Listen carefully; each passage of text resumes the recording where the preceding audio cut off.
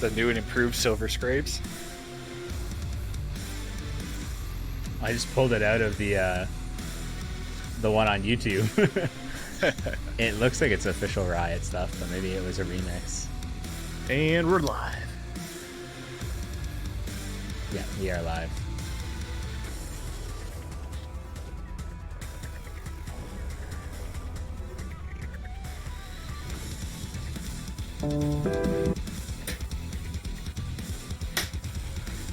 So, Colin, we did predict that Warwick was going to be a handful to deal with, and it certainly was.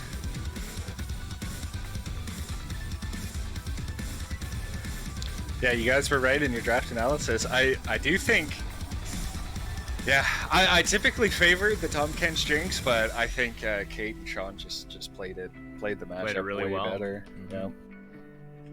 Also, Eric, I felt that he was almost playing it similar to how he played Rennington the game before. He was just getting in there, and but didn't quite have the same. The same impact with the Tom Kench. Yeah.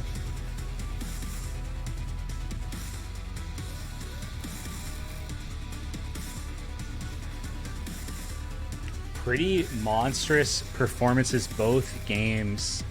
We saw the teams push pretty hard. FL and Smarty never letting up in that first game, and it looked like Sean and Kate had a clear game plan of killing the Kench first, and it really worked out for them. And we are in... Nope, we are not in quite yet.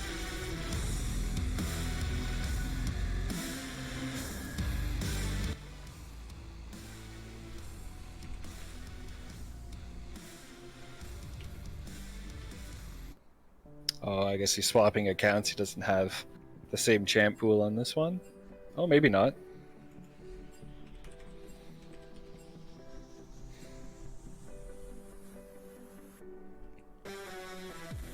There we are. There's the OG. Yep. Okay. So sorry. When I was trying to do this, that when a fight breaks out, we're not all shouting over each other. Who wants to be the shoutcaster for the fighting? And whoever's shoutcasting during the fighting is the only person talking during a fight. Yeah. Nick, and likewise, do you want it to be you, Nick? Yeah, I think Nick's been really good at doing the play-by-play, and then we'll just leave the color to me and Colin and Bandito when Bandito chimes in. Does that work with you, Nick? Sorry, I was away. I was just trying to get this settled last time. When a fight breaks out, it's too chaotic to have everybody casting it at once. So when a fight is happening, only one person should be casting the fight. Last game, you were casting. You started talking every time a fight happened. So do you want to be the fight play-by-play caster who's like talking fast, like telling what happens in a fight, and then Kenny and I will be the colors, or do you want to do color, which is like the slow commentary during the game? What did you guys want? What did Kenny just want before I jumped in? Well, I was saying that you seem like pretty on top of jumping in when a fight was starting, so we'll let you do the play-by-play fight casting, and then me and Colin will do the color casting in between. Sure. Yeah. Mordekaiser Gnar against Ashe. This is where it's truly going to be a... does the ADC support work against two bruisers? I think we're about to find out. Yeah, I think... Yeah, I mean, Gnar is kind of a pseudo AD carry when he's in his small form, and then, also offers that hard engage just in a very different way than Ashe does. Yeah, it's hard to think though that like if Ashe gets Mordekaiser ulted, it's hard to envision. I have flashbacks to Double Lift's Ashe at Worlds getting destroyed by Mordekaiser over and over. I'm pretty sure that does not go well for Ashe. And likewise, if Mordekaiser ults Darius, then it's like, do you really want to be left alone with a Gnar either?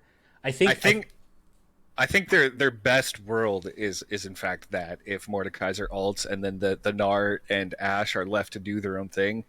But if the Mordekaiser ults Ashe, the Ashe almost for sure dies, and then the Gnar can pretty easily kite out the Darius until the Mordekaiser gets back, and then they can kind of have that 2v1 The interesting mechanic that does favor Darius in a fight like this, though, is that anytime you have a long drawn out 2v2 that includes Darius, basically the moment that every time Darius uses an ability, he puts a stack on the opponent, and when he executes somebody, he deals a ton of true damage based on the amount of stacks that they have. And so if Darius is able to stack up and kill one of the champions, any spell or auto from Darius instantly applies max stacks onto the second person. So Sean only needs to kill one person, and the second kill becomes almost guaranteed. The movement speed buff on Darius, the damage buff, the auto stacks, the bleed. It's really hard to deal with if you let Sean get that first kill. And through an Ashe ultimate, through Ashe slows, like it's not that tall of an order. Yeah. Now that being said, though, what are the two things that counter true damage? Just flat true damage. That's health and shields. And mobility. Now, Mordekaiser brings shields on command, and if it's timed correctly, the Mega Gnar gives Gnar a ton of flat HP. So there is a world where we don't see that Darius ult be as effective as we usually do, but it's going to require a lot of good timing and playing from Fiel and Smarty. The thing is, you want to see a snowball here from Darius, right? Because the snowball basically lets you kind of choose when to go in and enter the melee fray. It's such a huge snowball is such a huge buff to melee champions. If snowball was on Summoner's Rift, like these melee juggernauts would be taking it like every single game, right? Because you're engaging like 2 screens away with a point and click teleport to the squishy, right? Like it's pretty broken. That said, yeah, we'll see. We'll see if Kate is able. I think this game, you know, actually, maybe I'm biased, but I think that this game is going to hinge on whether or not Kate gets engaged on and instantly dies, leaving Sean in a 1v2, or if Kate can play like the utility support combo, you know, slowing and applying stuns while never really participating in a close range fight. Yeah. Let's bring up the starting items here, yeah. Another one with no Guardian items. Yeah. Very interesting. The Caulfield boots, no sustain coming through for Gnar. Yeah, I was about to say that I think Gnar is one of those champs where I would consider taking it just because all the Guardian items give you some form of sustain, and against like Ashe poke, it's just helpful, right? Now we did see lethal tempo Ashe, so it's not going to be Comet. Kate likes playing Ashe like an 80 carry. She likes playing an auto attacking Ashe build, so we'll see. Yeah, we'll see what comes of it. I think into two, not necessarily melee, but Gnar is very short range. I do think the Comet Ashe build could be really oppressive here, but oh, what a great pull. Nice little short trade from the Darius Ashe. Gnar is basically at half health right now. Again, you got to kind of take it with a grain of salt, though, right? That's a fleet footwork Gnar. She's got the transform. Ashe poke coming through, though, helping that damage stick.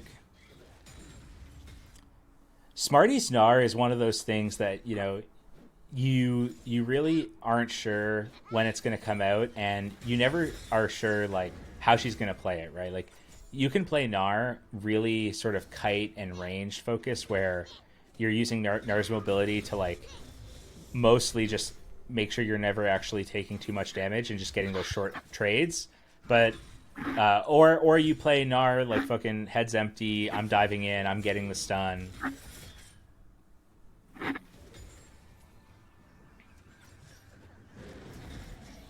All 3 games, Sean and Caitlyn have ceded the push of the lane to the opposing team, preferring to farm under tower. Yeah. Yeah, I mean it is a viable strategy, especially against VL, who's really known for overstepping.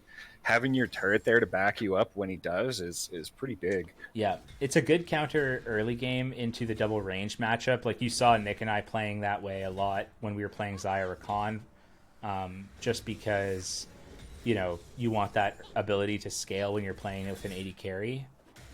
Yeah, absolutely.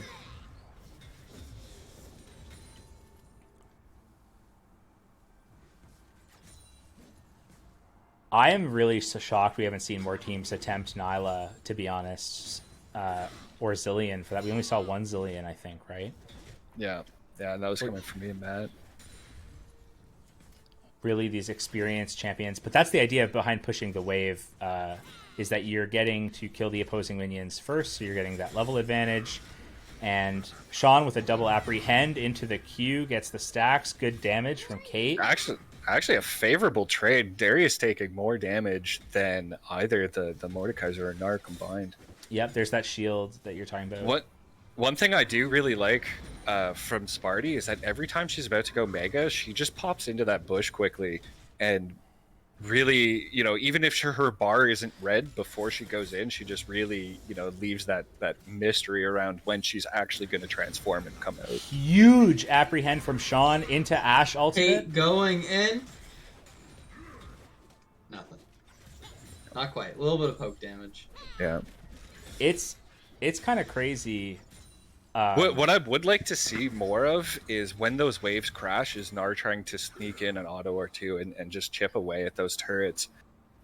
Just kind of go opposing sides diagonally from where the Darius is standing, and really try and whittle that turret down over time. Because otherwise, this is just waves crashing on the turret, and I think it's only going to benefit the Darius and Ashe. Now, Sean has been hitting those apprehends like really reliable 2-man, 1-man apprehends, but the thing is that Sean did not take Snowball and did not take Ghost.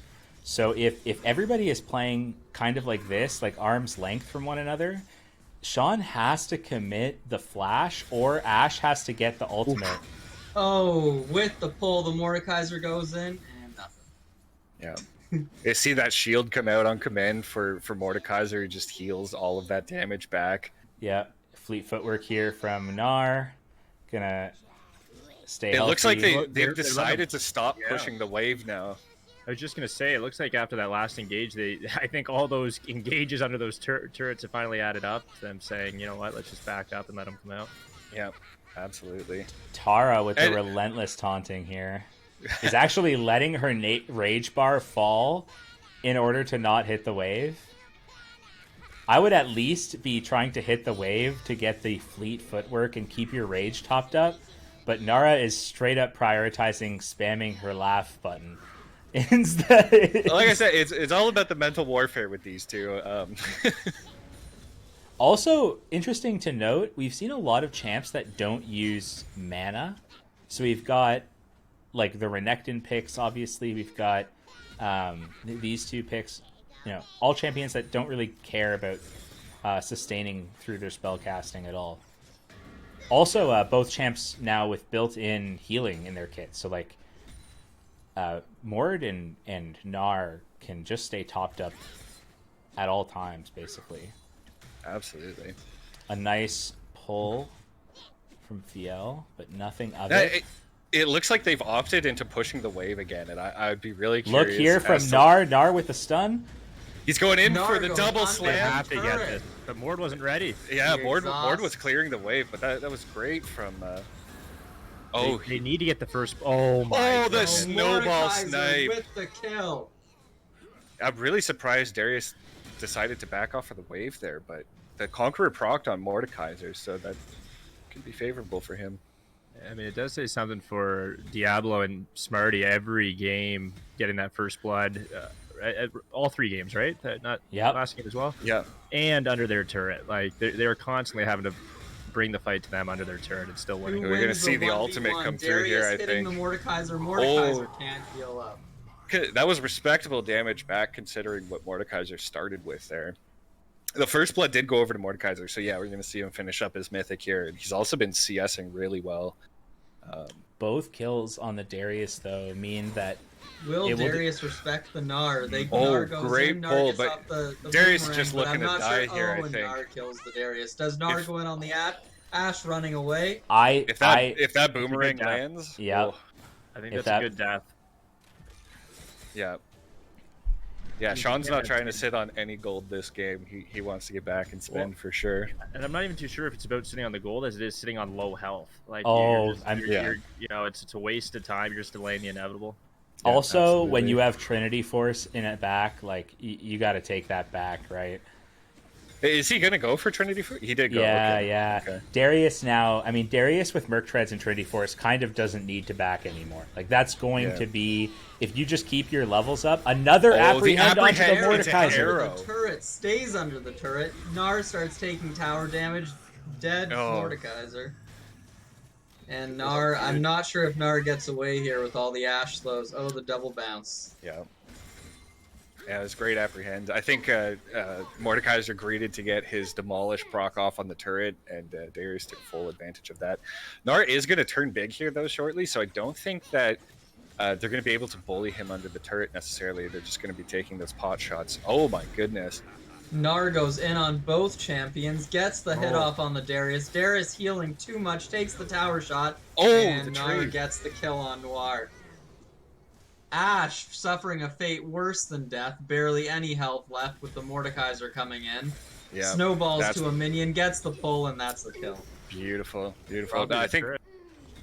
yeah. Yeah, we still have 10 seconds left on the Darius here, so if Mord can clear this wave quickly and get his next demolish proc off, then that will for sure be the turret.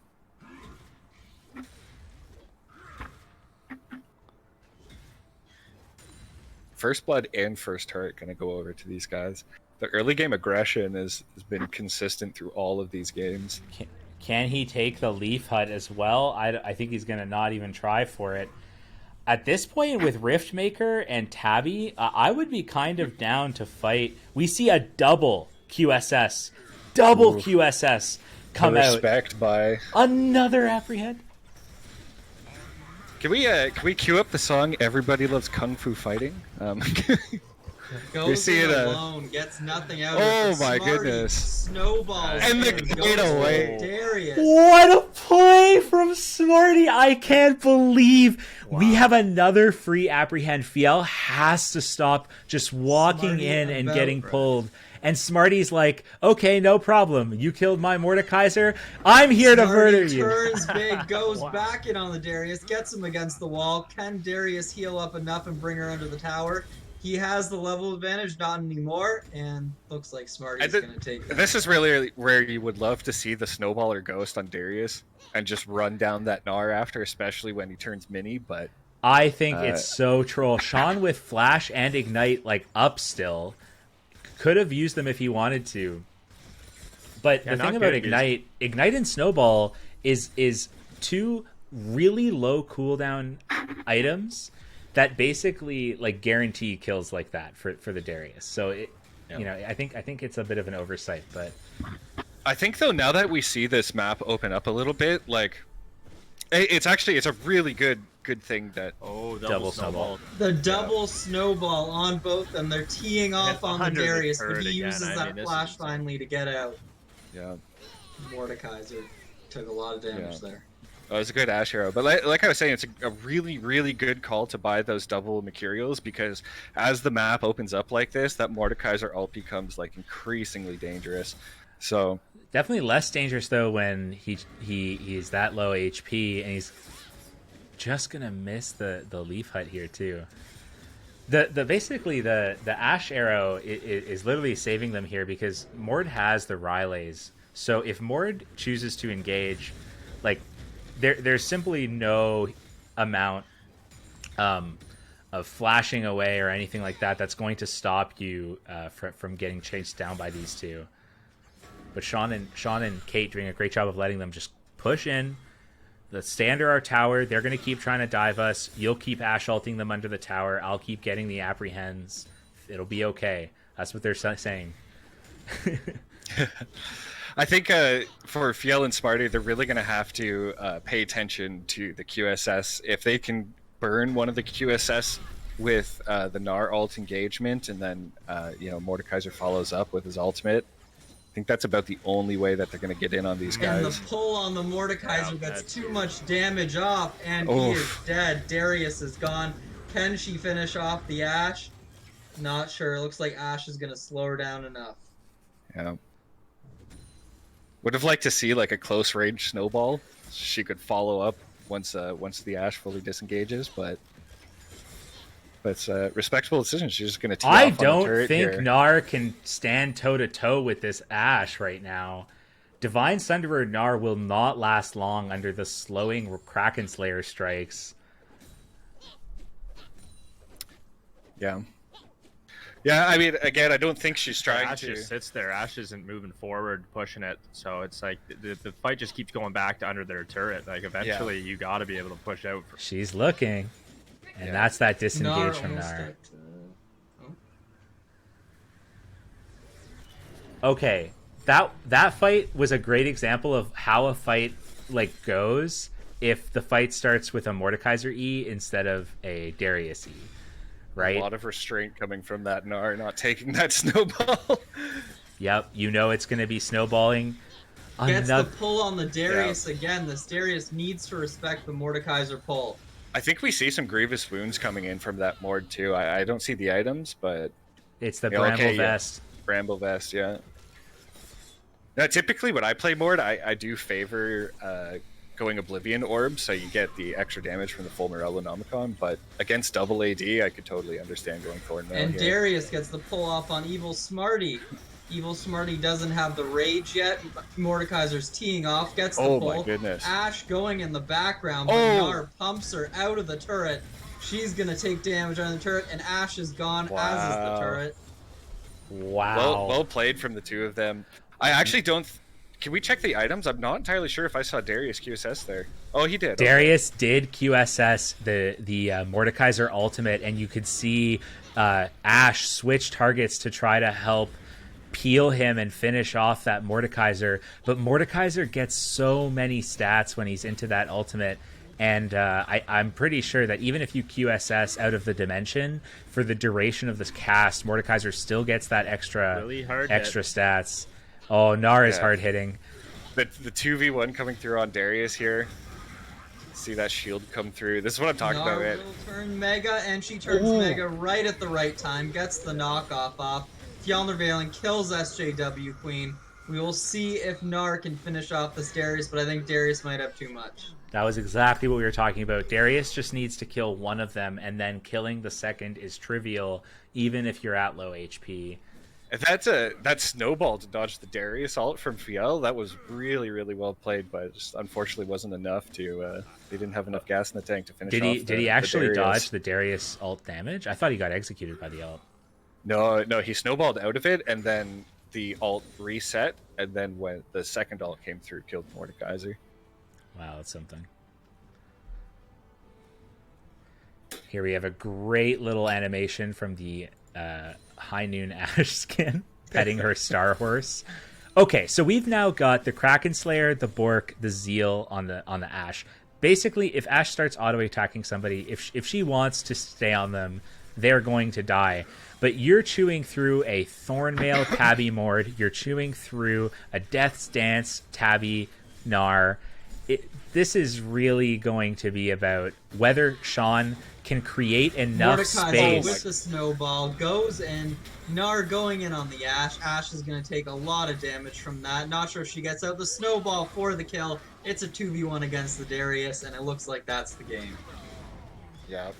Darius does not have his execute there to finish the Mordekaiser, and so he did in fact use it. It just wasn't enough.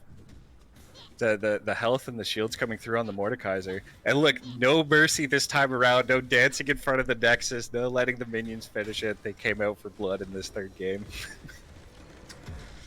It was a simple matter. First of all, monster performance from Smarty, 8-3 and 3. You have to hand it to her. Her ability to get target access to the Ashe was huge. But once Mordekaiser stopped walking and eating those, Darius apprehends with no ghost, no snowball. Darius is just not able to get on top proactively enough, and that's the game. This is a reoccurring thing that we see with AD carries is that like once the map opens up, there is like nothing to stand between you and the snowball engage from just two chonky boys jumping on your face and beating you up. So